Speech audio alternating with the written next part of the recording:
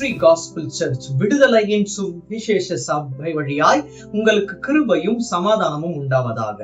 இன்று ஒரு முக்கியமான ஒரு காரியத்தை குறித்து நம்ம பார்க்க போறோம்.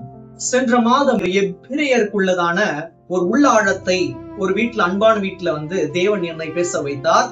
தேவனே இடைப்பட்டார். அங்க சில ஒரு முக்கியமான காரணங்களால வீடியோ எடுக்க முடியல.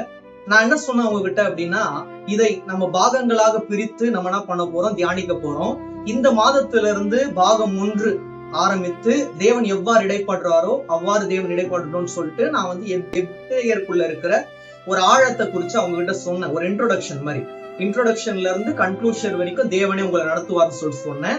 இதை உங்கள் யாவரிடமும் பகிர்ந்து கொள்ள வேண்டும் என்று இன்று காலை முதல் தேவன் என்னோடு இடைப்பட்டு ஏவினதால் உங்களுக்கு இந்த வார்த்தைகளை நான் சொல்றேன்.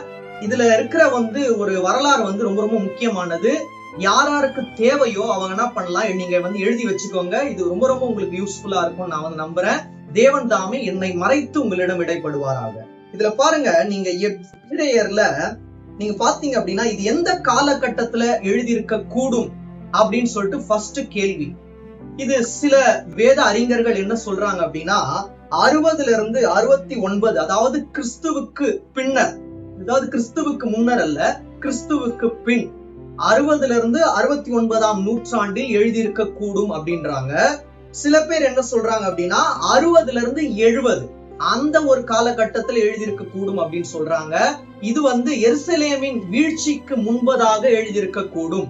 3 விஷயங்கள், 60 இருந்து 69 அந்த காலகட்டத்துல, அதாவது 2வது விஷயம் 60 இருந்து 70, 3வதாக எருசலேமின் வீழ்ச்சிக்கு முன்பதாக, பின்பதாக அல்ல முன்பதாக. இது யாரால் எழுதப்பட்டு இருக்க கூடும் அப்படின்னா ஒரு 4 பேரை சொல்றாங்க. 1 பவுல், 2வது பர்னவா, 3வது லூக்கா, 4வது அப்பல்லோ. ஆனால் தேவன் என்னோடு பேசும்போது நான் விளங்கி கொண்டது ஆவியின் வழி, இது பவுலால் எழுதியிருக்க கூடும். ஏன் அப்படின்னா அதற்கு ஒரு 2 விதமான சான்றுகளுடன் நான் உங்களுக்கு விளக்க ஆசைப்படுறேன். நீங்க எபிரேயர் 13ஆம் அதிகாரம் 23ஆம் வசனம் எடுத்து நீங்க வாசிக்கும் போது அதுல இப்படியாக இருக்கிறது: சகோதரனாகிய தீமோத்தேயு விடுதலை ஆக்கப்பட்டான் என்று அறிவீர்களாக, அவன் சீக்கிரமாய் வந்தால் அவனோடு கூட நான் உங்களை காண்பேன்.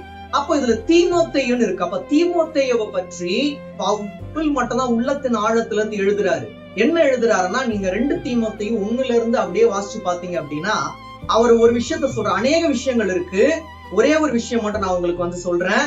அதாவது பவுல் தீமோத்தேயு கிட்ட சொல்றாரு, நான் இன்று பாடுகள் பட்டாலும் தேவன் என்னை வெட்கப்பட்டு போகும்படியாய் ஒரு நாளும் செய்ய மாட்டார், அது போல உன்னுடைய ஊழியமும் இருக்கணும்னு சொல்லிட்டு தீமோத்தேயுக்கு சொல்றாரு.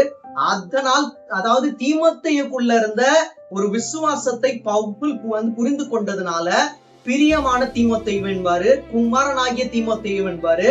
நீங்க அதுல பாத்தீங்கன்னா 2 தீமோத்தேயு 1:2 கிறிஸ்து இயேசுவினால் உண்டாகிற ஜீவனை பற்றிய வாக்குத்தத்தத்தின்படி தேவனுடைய சித்தத்தினாலே இயேசு கிறிஸ்துவின் அப்போஸ்தலனாகிய பவுல் பிரியமுள்ள குமாரனாகிய தீமோத்தேயுவுக்கு எழுதுகிறதாவது, பிதாவாகிய தேவனாலும் நம்முடைய கர்த்தராகிய கிறிஸ்து இயேசுவினாலும் கிருபையும் இரக்கமும் சமாதானமும் உண்டாவதாகன்னு சொல்லிட்டு பவுல் தீமோத்தேயுக்கு எழுதுறாரு. அதனால் இது பவுலால் எழுதப்பட்டு இருக்க கூடும் சொல்லிட்டு நான் விசுவாசிக்கிறேன். மாம்சத்தில் அல்ல, வேதத்துல இருக்கிற ஒரு சான்றுடன் உங்களுக்கு நான் விளக்குகிறேன். அதனால் நான் விசுவாசிக்கிறேன்னா இதை தேவனே வெளிப்படுத்துகிறார், ஏதோ மாம்சம் அல்ல, ஆவியானவர் வெளிப்படுத்துகிறார். இதுல நீங்க பாத்தீங்கன்னா எபிரேயர்ல மொத்தமாக 13 அதிகாரங்கள் இருக்கிறது. இந்த 13 சாப்டர்ஸையும் நம்ம எப்படி பிரிக்கலாம் அப்படின்னா நான் சொல்றேன்.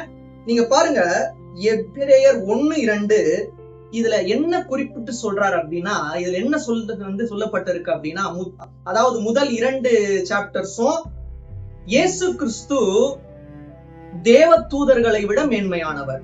ஃபர்ஸ்ட் 2 சாப்டரும் எதை பத்தி சொல்லுது அப்படின்னா, இயேசு கிறிஸ்து தேவ தூதர்களை விட மேன்மையானவர். அதுக்கப்புறம் நீங்க பாத்தீங்க அப்படின்னா 3வது 4வது சாப்டரும் எதை பத்தி சொல்லுது அப்படின்னா, இயேசு கிறிஸ்து மோசேவை விட மேன்மையானவர். அதுக்கப்புறம் நீங்க பாத்தீங்கன்னா 5ல இருந்து 7 வரைக்கும் இயேசு கிறிஸ்து ஆசாரியர்களை விட மேன்மையானவர், அதாவது பிரதான ஆசாரியர்களை விட மேன்மையானவர். அதுக்கப்புறம் நீங்க பாத்தீங்க அப்படின்னா ரொம்ப ரொம்ப முக்கியமானது 8 முதல் 10. இதுல முக்கியமான காரியங்கள் இருக்கிறது. இயேசுவே முழுமையான பலி. அந்த காலகட்டத்துலதான் அந்த ஒரு காலகட்டத்துல எப்படி இருக்கும்னா, பாவம் செய்தால் அவங்க என்ன பண்ணுவாங்க, விலங்குகளை என்ன பண்ணுவாங்க, பலியிடுவாங்க. அது தவறு என்று அறிந்து தேவன் என்ன பண்ற, ஆண்டவராகிய இயேசு கிறிஸ்து நமக்காக நம்முடைய பாவங்களுக்காக அவர் என்ன பண்ணார், ஜீவனை விட்டார். இன்று உயிர் தெழுந்து பரலோகத்தில் நமக்காக ஒரு ஸ்தலத்தை அவர் ஆயத்தம் பண்ணி கொண்டு இருக்கிறார். இதுல பாருங்க, இயேசு கிறிஸ்துவே முழுமையான பலி.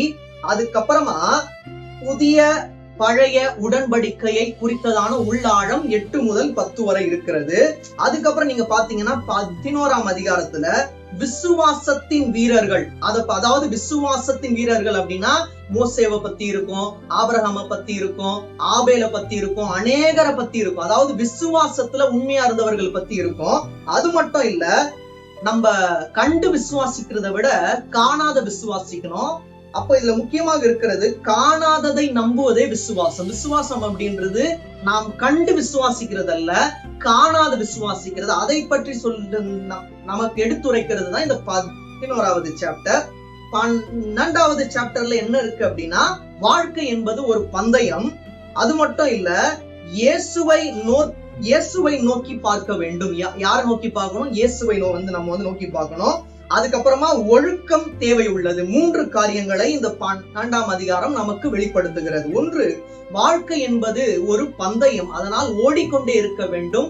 பிறருடைய ஒரு பந்தயத்தில் அல்ல, நமக்கு தேவன் உண்டு பண்ணி வைத்திருக்கிற ஒரு பந்தயத்தை நாம் நோக்கி ஓடுவோமே ஆனால் தேவன் நமக்கு அந்த ஒரு வெற்றியை தர வல்லவராய் இருக்கிறார். அது மட்டும் இல்ல, இயேசுவையே நோக்கி பார்க்க வேண்டும். இப்படி அல்ல, இயேசுனா இப்படி, இயேசுவையே நம்ம நோக்கி பார்க்கணும். 3வது, ஒழுக்கம் என்பது தேவையானது, நமக்கு இந்த வாழ்க்கையில் மிக மிக முக்கியமானது. இறுதியாக இந்த 13வது சாப்டர்ல என்ன சொல்றாங்க அப்படின்னா, அன்பா இருங்கள், உதவுங்கள். எப்படி இருக்கணும்? எல்லார் இடத்துல அன்பா இருக்கணும். 2வது, எல்லாருக்கும் எப்படி இருக்கணும், நம்ம ஒரு ஹெல்ப்ஃபுல் பர்சனா இருக்கணும் உள்ளத்துல இருந்து. 3வது, பரிசுத்தமாக வாழ வேண்டும். எப்படி வாழணும்? பரிசுத்தமாக வாழணும். இப்ப ஆரம்பத்துல நீங்க பாத்தீங்க அப்படின்னா, தேவ தூதர்களை விட இயேசு கிறிஸ்து மேன்மையானவர் அப்படின்னு ஆரம்பிச்சு முடியும் போது எப்படி முடியும் அப்படின்னா, நான் உங்களுக்கு அந்த ஒரு 13ஆம் அதிகாரத்துல 25 மட்டும் நான் வாசிக்கிறேன்.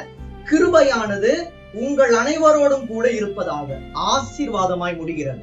அப்ப இதுல நல்லா புரிஞ்சுக்கோங்க, உங்களுடைய ஆரம்பம் அற்பமாக இருந்தாலும் உங்களுடைய முடிவு சம்பூரணமாகவும் ஆசீர்வாதமாகவும் இருக்கும். தேவன் தாமே உங்கள் யாவரையும் ஆசீர்வதிப்பாராக. அது மட்டும் இல்ல, இனி வரக்கூடிய நாட்கள்ல என்ன பண்ண போறோம், நம்ம தியானிக்க போறோம். தேவன் தாமே உங்களோடு இடைப்படுவாராக. ஆமென்.